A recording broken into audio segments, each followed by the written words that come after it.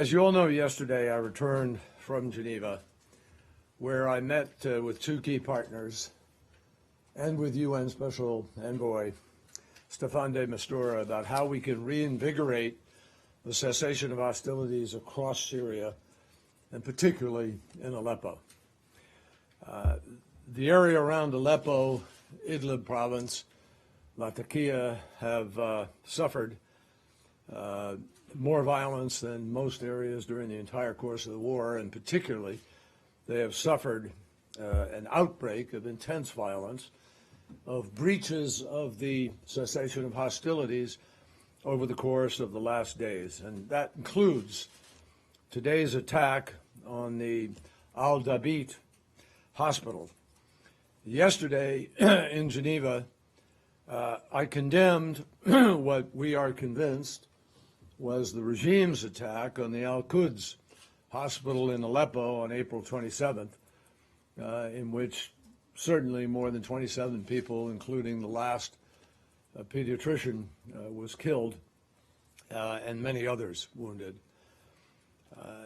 Today's attack on a hospital appears to be rockets that have come from some area of opposition, and we are trying to determine precisely which.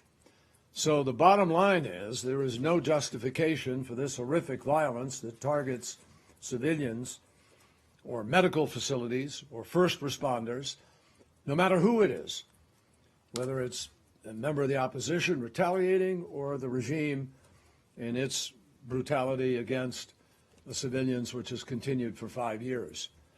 We condemn any of these attacks, no matter who commits them.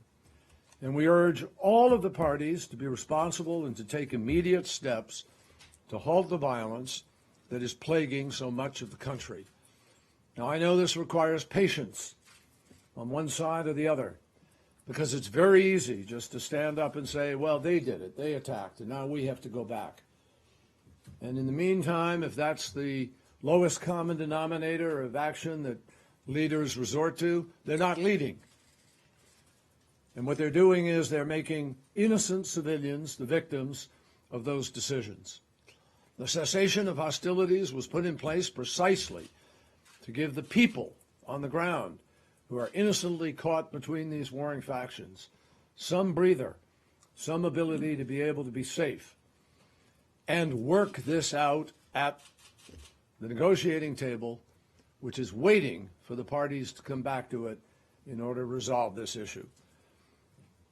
That is why we are working urgently right now to reaffirm the cessation of hostilities nationwide. Now, much of the nation remained quiet and has remained quiet, even as these outbreaks have taken place. There is a huge distinction between the South and the North, particularly. But there are areas where, even where it was bad a few days ago, we have made progress, particularly in Latakia and eastern Ghouta, where there has been a meaningful decrease in violence since Saturday morning. And even right now, at this moment, about half an hour from now, our teams will have another meeting at which they will try to finalize what we have worked on for the last 48 hours in order to try to bring this to a restoration of a full cessation. Minister de Mistura was in Moscow earlier. He and my counterpart and the co-chair of the ISSG and the co-chair of the task force, Sergei Lavrov, have made comments publicly, and Minister Lavrov made it clear that he hopes within hours that we will be able to work this out as our teams on a military-to-military basis are working through the details that need to be implemented so that this can be restored. And we are particularly aiming to try to restore this in Aleppo, Syria's largest city, where the violence has increased so significantly and is in danger, without a cessation reinstituted, in danger of spiraling out of control. Now, Foreign Minister Lavrov and I yesterday discussed the need to reaffirm the cessation in Aleppo as soon as possible. We are in agreement on that. And let me emphasize that today, Foreign Minister Lavrov reiterated that there is no solution to this other than at the negotiating table.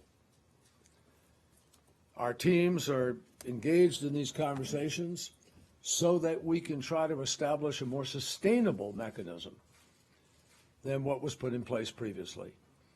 Now, we know from the relative calm that was established after the cessation began in late February.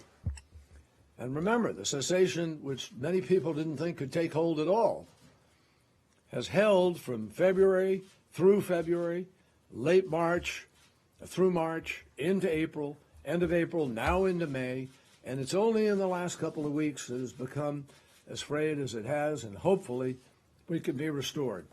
And if you take the rate at which civilians have been killed when there is no violence, maybe 200 a day, work out the math. Over 60 days, therefore, literally thousands of lives have been saved, and many people have received assistance who hadn't previously. We also know that all of us bear responsibility here. We have a responsibility, we, those who support the opposition, those who are the like-minded members of the International Syria Support Group, have an obligation to work with the opposition to keep the opposition from breaking the cessation or from engaging in any acts that put civilians at risk. Likewise, two parties, Iran and Russia, have a particular responsibility that they assumed at the same time that we assumed ours. We all signed the same agreement, and we all supported the same UN Security Council resolution, 2254, which calls for a nationwide cessation of hostilities, and it calls for a nationwide full delivery of humanitarian assistance within all of Syria. Russia has an ability to impact this. The United States has an ability to impact it, and we readily acknowledge that, and we accept that responsibility. So we believe that this effort in the next hours, a day or so, is key to providing the ability of the parties to come back to Geneva and engage in the real meat of this possibility of any kind of political settlement, which is to discuss the transition, the transitional governing body as set out in the Geneva Communique. And as we work to get the cessation back on track, we are also working to get the full humanitarian access, not just a cessation, but accompanied with full humanitarian access.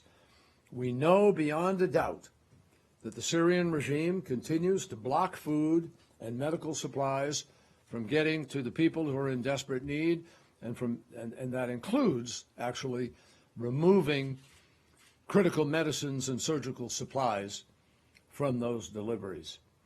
So as a result, some of the areas of the Damascus suburbs have not received any supplies in years. And that, I think, is unconscionable, and it really has to stop. So there's a lot of work yet to do. We remain committed. I might just comment that the UN, in terms of this assistance, the UN, working very closely with the Syrian Arab Red Crescent, has to date, since the February cessation began, has conducted 57 humanitarian assistance convoys. That's since February 14th. That includes more than 700 trucks delivering life-saving assistance to approximately 678,000 people in 23 hard-to-reach and besieged areas. Additionally, the UN World Food Program has conducted 18 airdrops that has delivered more than 284 metric tons of food assistance to approximately 100,200 some people in the besieged city of Deir ez-Zor as of April 28th.